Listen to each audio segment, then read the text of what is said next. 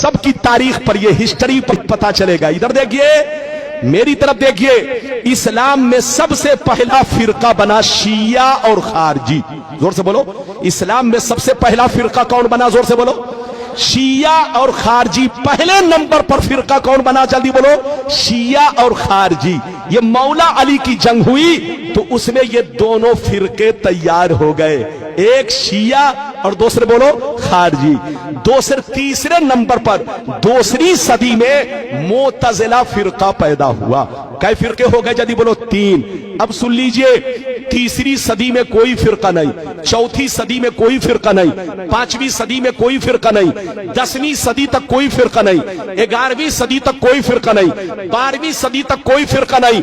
13ویں صدی کے شروع میں عرب میں ریاض میں جو سعودیہ کی راجدھانی ہے وہاں ایک فرقہ بنا.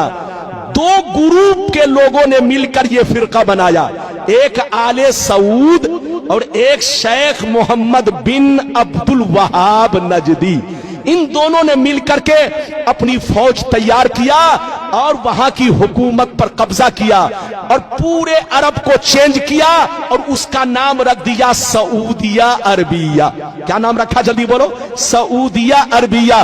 جس کا نام پہلے حجاز تھا, جس کا نام پہلے یمن تھا, جس کا نام ملک شام تھا, وہ سارے حصے کا نام بدل کر کیا کر دیا؟ جلدی بولو. سعودیہ عربیہ.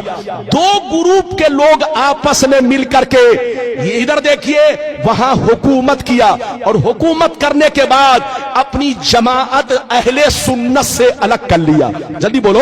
اپنی جماعت اہل سنت سے الگ کر لیا. ادھر دیکھیے اور نام رکھا وہابی. کیا نام رکھا؟ زور سے بولو. وہابی.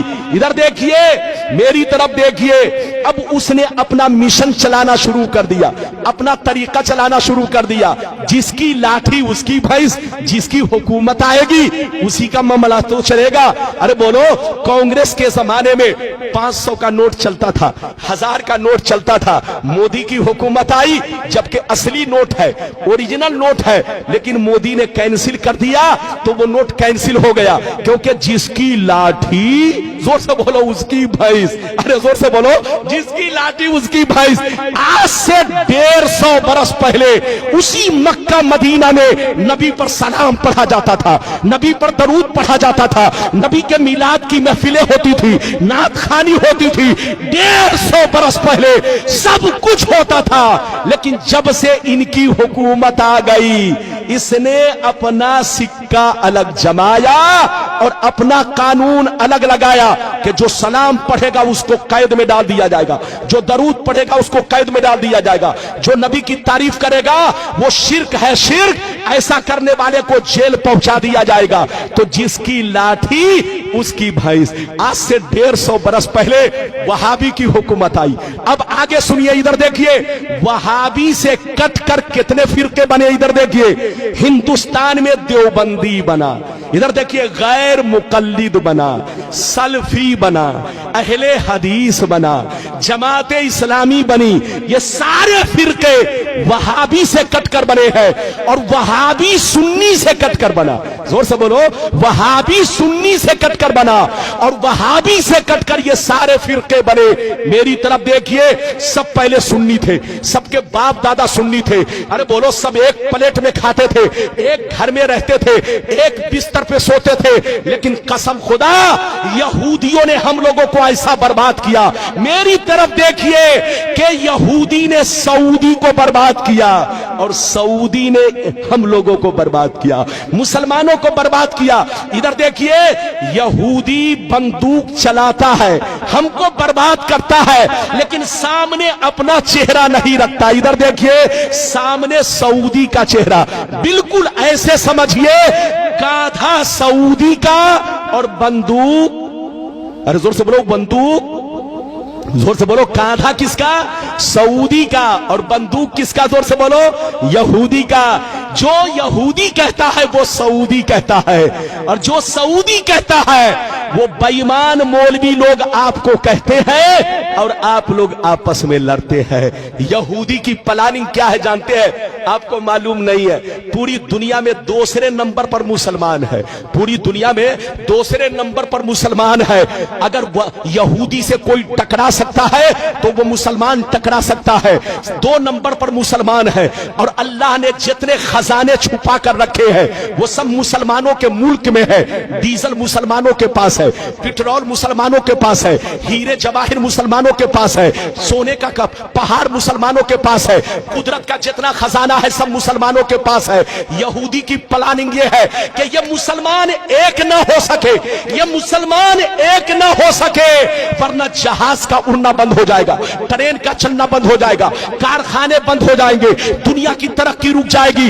इन मुसलमानों को एक मत होने दो, इनको लड़ाते रहो, बेवकूफ बनाते रहो और पूरी दुनिया पे हुकूमत करते रहो। लेकिन लड़ाने का तरीका यह है, डायरेक्ट मत जाओ उनके दरमियान, वरना पहचान लेगा कि कौन लड़ा रहा है।